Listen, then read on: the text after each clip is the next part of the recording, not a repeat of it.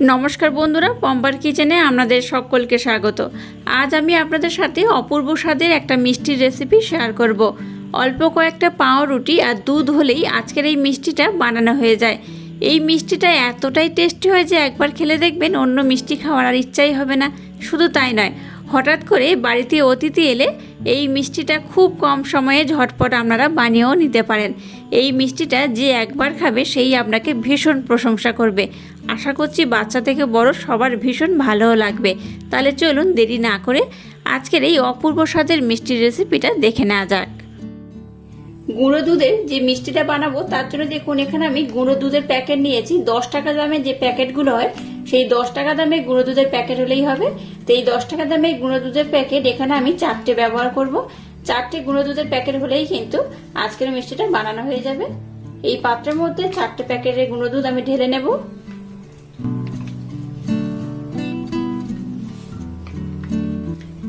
এই 4 প্যাকেট আমি দুধ নিয়ে নিলাম।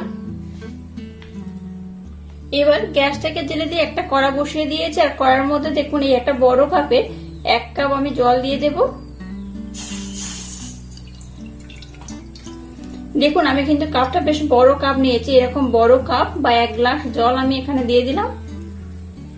জলটাকে মিডিয়াম গরম করে নিয়েছি। এবার আমি মিল্ক পাউডারটাকে দিয়ে দেব। মিল্ক পাউডার দিয়ে জলের সাথে আমি খুব ভালোভাবে মেল্ট করে নেব। গ্যাসের ফ্লেমটাকে লো টু মিডিয়াম দিয়ে দুধটাকে প্রথমে একটু আমি ঘন করে জাল দিয়ে নেব।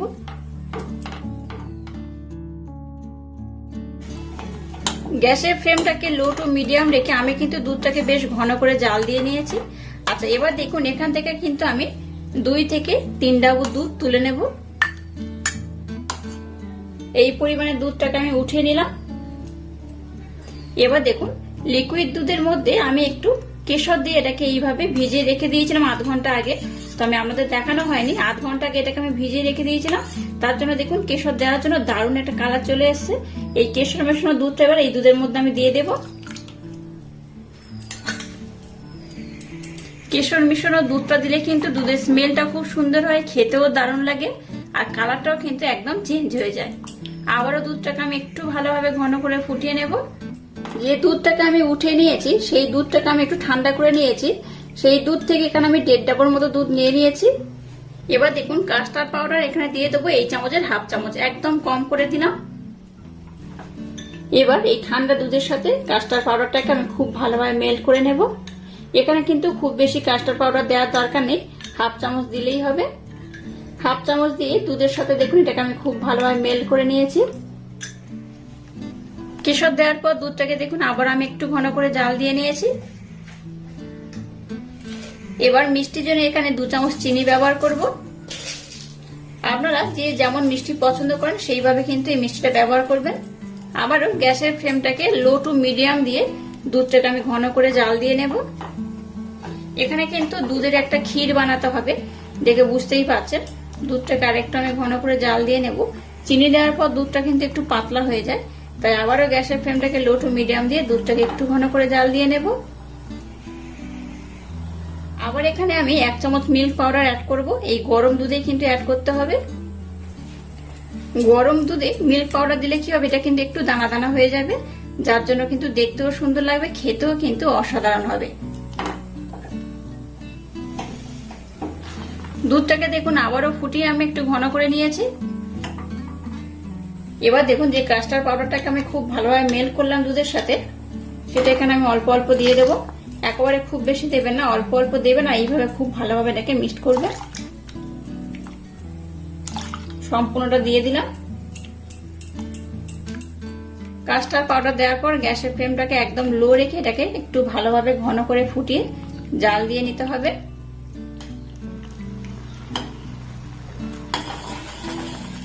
দেখুন ক্ষীরটাকে কিন্তু আমি খুব ঘন করে জাল দিয়ে নিয়েছি, দেখতেই পাচ্ছেন। এর থেকে কিন্তু আর বেশি ঘন হবে না, এটা এইরকমই থাকবে। আবার যখন ঠান্ডা হবে এটা কিন্তু আরেকটু ঘন হয়ে যাবে, তাই এটাকে আর বেশি ঘন করব না। আজকের এই রেসিপিটা বানানোর জন্য ক্ষীরটা কিন্তু একদম রেডি হয়ে গেছে। এবার আমি গ্যাসটাকে বন্ধ করে দিলাম।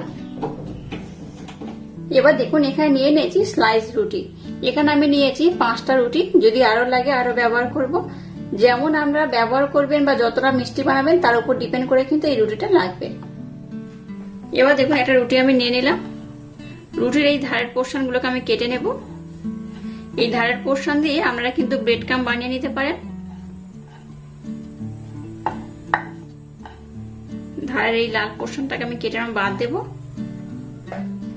এবার দেখুন এরকম একটা আমি পাত্র নিয়ে নিয়েছি। আপনাদের হাতের কাছে যেমন পাত্র থাকবে সেইভাবে ব্যবহার করলে হবে। এবার দেখুন একটা রুটি এইভাবে নিয়ে নিলাম। একটা রুটি নেওয়ার পর ধারের পোর্শনটা কতটা সরু বা কতটা চড়া রয়েছে সেই হিসেবে কিন্তু রুটিটাকে কাটতে হবে। আমি এখানে মাপ নিয়ে নেব। আর এইভাবে লাগিয়ে দেওয়ার পর দেখুন এখানে কিন্তু অনেকটা জায়গা রয়েছে, এটাকেও কিন্তু খুব ভালোভাবে ফিল আপ করতে হবে। দেখুন টুকরো টুকরো করে কেটে নিয়েছি। এই দেখুন এই কোণের পোর্শনটাকে এইভাবে ফিল আপ করে দেব, আর এটাকে কিন্তু এইভাবে আমি ফিল আপ করে দেব। এইভাবে এটাকে ফিল আপ করে দিলেই হবে। আর এইভাবে আমি কেটে নিয়েছি, দেখতেই পাচ্ছেন। এটার যেমন মাপ হবে সেইভাবে এটাকে কেটে নিতে হবে। রুটিগুলোকে নামিয়ে নেওয়ার পর আবার এই পাত্রটাকে আমি নিয়ে নিলাম। যে ক্ষীরটাকে বানিয়েছিলাম সেই ক্ষীরটা এখানে আমি প্রথমে দিয়ে দেব। খুব ভালোভাবে পাত্রের চারিদিকে আমি লাগিয়ে দেব। এবার এই রুটিটাকে এর মধ্যে আমি দিয়ে দেব। একটা রুটি আমি বসিয়ে দিলাম।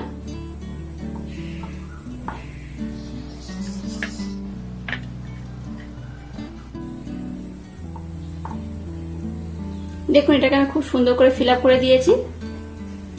এবার দেখুন যে দুধটাকে আমি নিয়েছিলাম সেই দুধটা এবার নিয়ে নিলাম।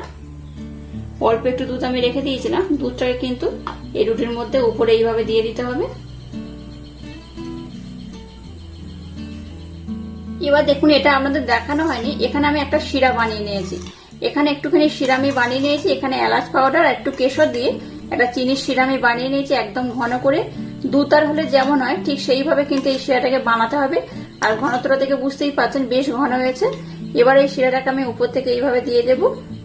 জেলির মতো কিন্তু এটা খেতে লাগবে, অসম্ভব মজাদার খেতে হয়।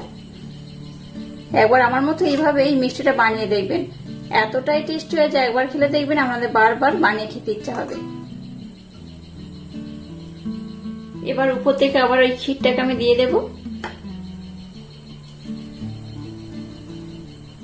দেখুন আবারও আমি ক্ষীরটাকে খুব ভালোভাবে ভরে ভরে দিয়ে দিয়েছি। একইভাবে আবারও আমি আর একটা লেয়ার দিয়ে দেব। আবারও উপর থেকে আমি একটু দুধ দিয়ে দেব। আবার ওই শিরাটাকে আমি দিয়ে দেব উপর থেকে।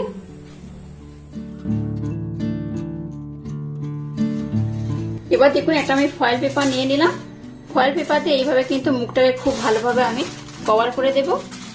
এবার এটাকে নর্মাল রুম টেম্পারেচারে রেখে একটু ভালোভাবে ঠান্ডা করে নেব। তারপর এটাকে আমি নর্মাল ফ্রিজে রেখে দেবো 2 থেকে 3 ঘন্টার জন্য রাখলেই হবে। আর এটা যেহেতু আমি রাত্রে বানাচ্ছি তাই কিন্তু এটাকে আমি ওভারনাইটের জন্য রেখে দেবো। ওভারনাইটের জন্য রেখে দিলে রেজাল্টটা কিন্তু খুব ভালো আসে। তো যাই হোক এবার এটাকে আমি একটু ঠান্ডা করে নর্মাল ফ্রিজে রেখে দেবো। ওভারনাইট পর মর্নিং আমি আপনাদের দেখাবো এই মিষ্টিটা কত সুন্দর হয়েছে। দেখুন মিষ্টিটাকে আমি ওভারনাইটের জন্য নর্মাল ফ্রিজে রেখে দিয়েছিলাম। ওভারনাইট পর আমি আপনাদের দেখাচ্ছি, দেখুন মিষ্টিগুলো কত সুন্দর হয়েছে। এই দেখুন মিষ্টিটা কত অপূর্ব হয়েছে। এবার এটাকে আমি খুব সুন্দর করে ডেকোরেশন করে নেব আর আপনাদের কেটেও দেখাবো এটা কত অপূর্ব হয়েছে। এবার দেখুন নিয়েছি আমন্ড। আমন্ডটাকে এইভাবে টুকরো টুকরো করে কেটে নিয়েছি। উপর থেকে একটু আমি দিয়ে দেবো। এইভাবে দিলে কি হবে, দেখতে খুব সুন্দর লাগবে। আপনারা কিন্তু আপনাদের মনের মতো ড্রাই ফ্রুট দিয়ে এটাকে ডেকোরেশন করতে পারেন। আর নিয়েছি কিছু পেস্তা। পেস্তা আমি এইভাবে টুকরো টুকরো করে কেটে নিয়েছি। উপর থেকে একটু পেস্তা দিয়ে দেব। দেখুন এটা ডেকোরেশন করার পর কত সুন্দর দেখতে হয়েছে আর কত সুন্দরভাবে জমে গেছে, দেখতেই পাচ্ছেন। নর্মাল ফ্রিজে গরমের সময় এইভাবে কিন্তু রেখে খেলে দারুণ লাগে মিষ্টিটা। যাই হোক এবার এটাকে আমি কেটে নেব। কেটে আমি আপনাদের দেখাবো এটা কত সুন্দর হয়েছে। এইভাবে কিন্তু আপনারা কেটে এটাকে সার্ভ করবেন। তো আমি একটু কেটে আমি উঠিয়ে আপনাদের দেখাচ্ছি এটা কত সুন্দর হয়েছে। একটা চামচ নিয়ে নিয়েছি, এটার মাধ্যমে উঠিয়ে আমি আপনাদের দেখাচ্ছি। দেখুন এই দেখুন কত অপূর্ব হয়েছে। দেখুন কত অপূর্ব, কত অসাধারণ হয়েছে। এটা দেখতে যেমন সুন্দর হয়েছে খেতে কিন্তু তেমনই অপূর্ব অসাধারণ। অবশ্যই একবার হলো ট্রাই করবেন। আশা করছি এই রেসিপিটা আপনাদের ভীষণ ভালো লাগবে। এই রেসিপিটা যদি আমার মতো বাড়িতে বানান তাহলে অবশ্যই আমাকে কমেন্ট করে জানাবেন আজকের এই অপূর্ব স্বাদের রেসিপিটা আপনাদের কেমন লাগলো। আজকের এই রেসিপিটা যদি আপনাদের ভালো লাগে তাহলে চ্যানেলটাকে লাইক, শেয়ার, কমেন্ট এবং সাবস্ক্রাইব করবেন আর পাশে থাকা বেল আইকনটা প্রেস করে দেবেন। তাহলে টাটা, আবার দেখা হচ্ছে নতুন কোনো রেসিপি নিয়ে।